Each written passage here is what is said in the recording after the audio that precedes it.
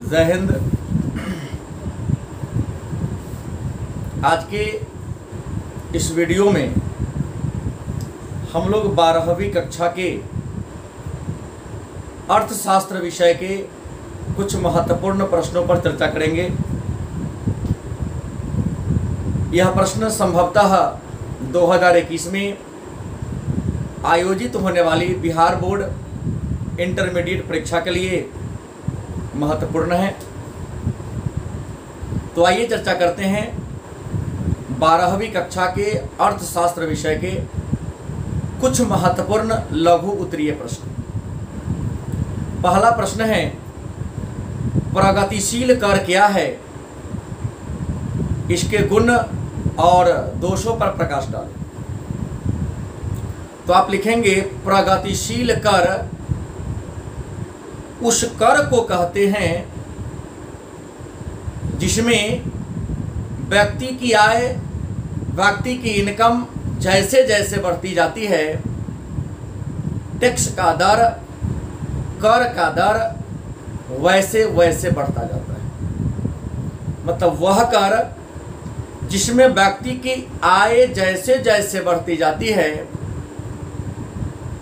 कर का दर व्यक्ति के ऊपर वैसे वैसे बढ़ता जाता है, तो उस कर को हम प्रगतिशील कर के नाम से जानते हैं।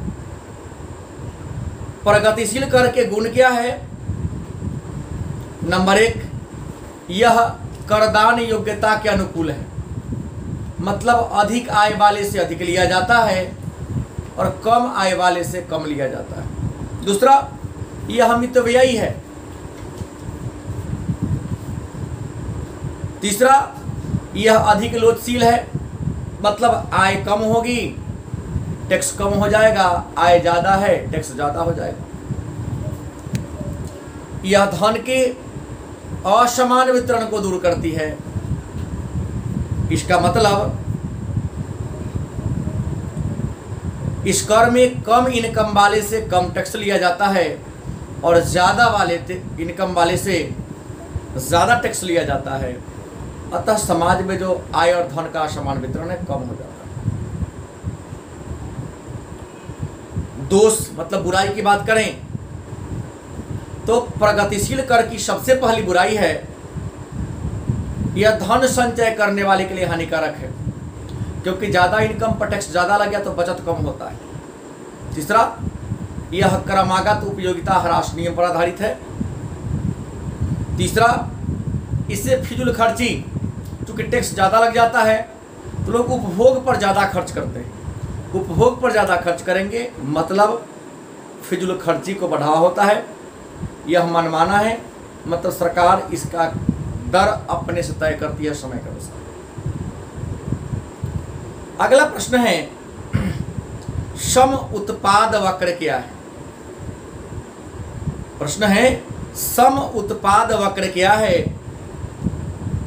आप लिखेंगे, सम उत्पाद वक्र अर्थशास्त्र में उत्पादन से जुड़ा हुआ एक आधारभूत नियम है। सम उत्पाद वक्र अर्थशास्त्र में उत्पादन से जुड़ा हुआ एक महत्वपूर्ण नियम, जो नियम कहती है कि उत्पादन के स्थिर साधन को स्थिर रखा जाए और परिवर्तनशील साधन को बढ़ाया जाए। तो स्थिर साधन को स्थिर रखने से और परिवर्तनशील साधन की मात्रा को बढ़ाने से उत्पादन में जो वृद्धि होती है, उत्पादन की उस वृद्धि को हम सम उत्पाद वक्र के नाम से जानते हैं। तीसरा प्रश्न है, किसी वस्तु के बाजार मांग और पूर्ति मांग बढ़ने पर, साम्य पर या संतुलन पर क्या प्रभाव पड़ेगा? गौर से प्रश्न को सुनेंगे। प्रश्न कहता है, किसी वस्तु के बाजार मांग एवं बाजार पूर्ति दोनों बढ़ रहा हो, बाजार में मांग भी बढ़ रहा हो वस्तु की और बाजार में पूर्ति भी बढ़ रहा हो, तो संतुलन पर क्या प्रभाव पड़ेगा? 2 नंबर का प्रश्न है, आप लिखेंगे किसी बाजार में यदि किसी वस्तु की मांग भी बढ़ती है और वस्तु की पूर्ति भी बढ़ती है तो संतुलन का बिंदु नीचे से ऊपर की ओर खिसक जाएगा। उत्तर लिखेंगे यदि किसी बाजार में वस्तु की भी मांग भी बढ़ती है, वस्तु की पूर्ति भी बढ़ती है, तो संतुलन का बिंदु नीचे से ऊपर की ओर चला जाता है। चौथा प्रश्न है, भुगतान शेष के असंतुलन होने के क्या कारण हैं? महत्वपूर्ण प्रश्न है। भुगतान शेष के असंतुलित होने के क्या कारण हैं? आपका उत्तर होगा भुगतान शेष के असंतुलित होने के प्रमुख कारण निम्नलिखित हैं। भुगतान शेष के असंतुलित होने के प्रमुख कारण निम्नलिखित है। नंबर 1, विकास पर अत्यधिक खर्च करना। दूसरा, व्यापार चक्र मतलब व्यापार में उतार चढ़ाव। तीसरा, वस्तु की कीमत में वृद्धि। चौथा, सुरक्षा पर किया गया ज़्यादा खर्च। पांचवा, अंतर्राष्ट्रीय व्यय। छठा, विदेश में दूतावास का विस्तार। और सातवां, राजनीतिक अस्थिरता। भुगतान असंतुलन के प्रमुख कारण।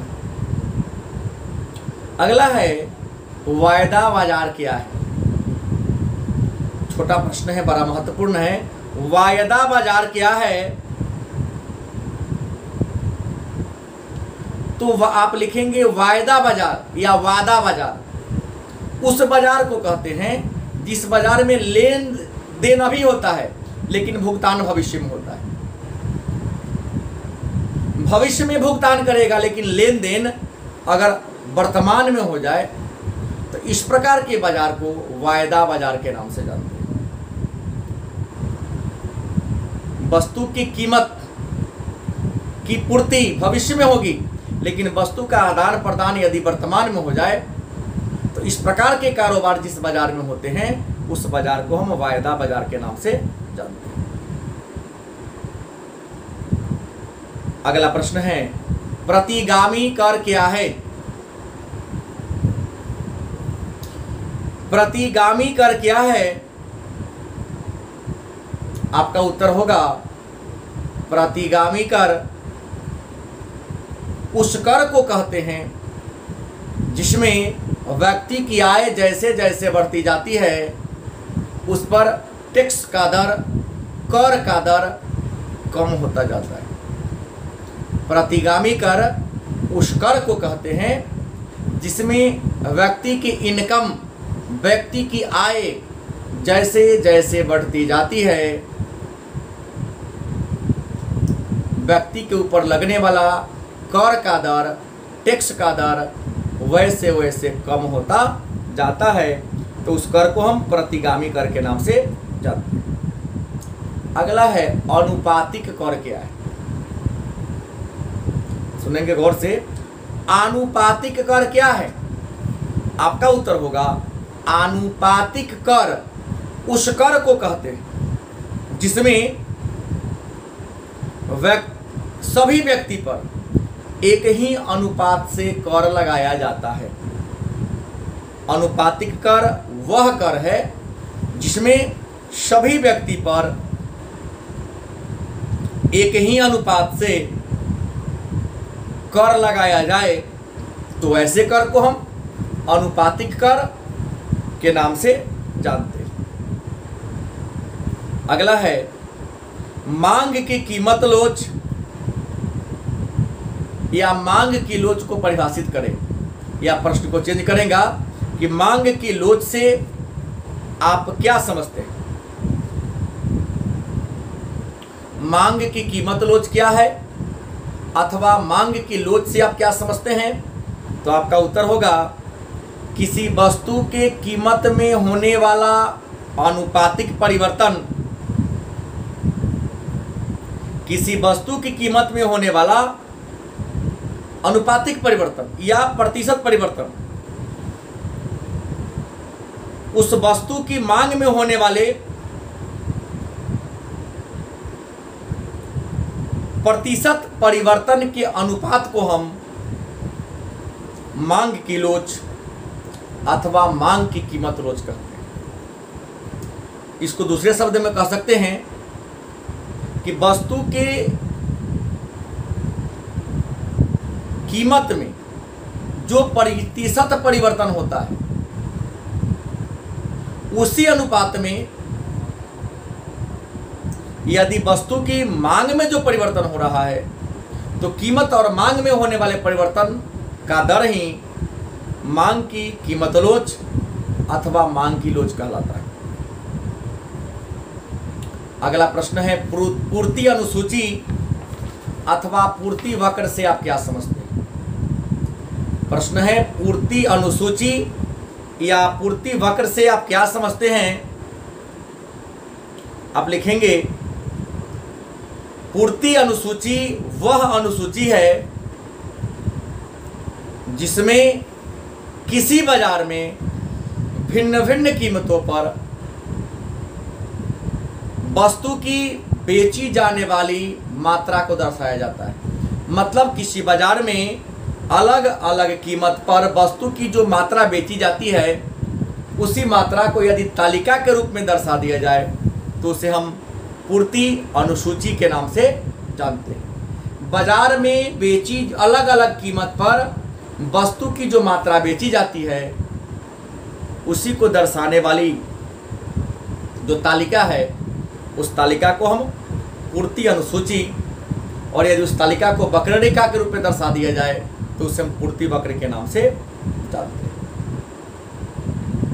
और 10वां आज का प्रश्न है, क्रमिक रूप से 2-3 दिन गैप करके हम 10-10 प्रश्न पढ़ेंगे अलग अलग विषय का। एक फर्म अधिकतम लाभ की शर्त क्या है? एक फर्म की अधिकतम लाभ की शर्त क्या है? मतलब प्रश्न कहना चाहता है कि एक उद्योग अधिकतम लाभ कब प्राप्त करता है। तो आप लिखेंगे एक फर्म या एक उद्योग अधिक लाभ में तब होगा जब नंबर 1 उसका लागत न्यूनतम हो, नंबर 2 साधनों का प्रयोग ज़्यादा हो, नंबर 3 उत्पादन के साधन मितव्ययी हो, नंबर 4 श्रमिक ज़्यादा कुशल हो, नंबर 5 कच्चा माल और बाजार निकट में हो, नंबर 6 में लिखेंगे कर का बोझ कम हो, और नंबर 7 में प्रशासन में भ्रष्टाचार नहीं हो। मतलब लागत न्यूनतम हो, साधनों का अधिकतम प्रयोग हो, श्रमिक कुशल हो, कच्चा माल और बाजार निकट हो, कर का बोझ कम हो और प्रशासन में भ्रष्टाचार नहीं हो। तो ऐसी स्थिति में एक फर्म, एक उद्योग अधिक लाभ को प्राप्त करेगा। तो आज के क्लास में इतना ही, पुनः अगले दिन मिलेंगे। धन्यवाद।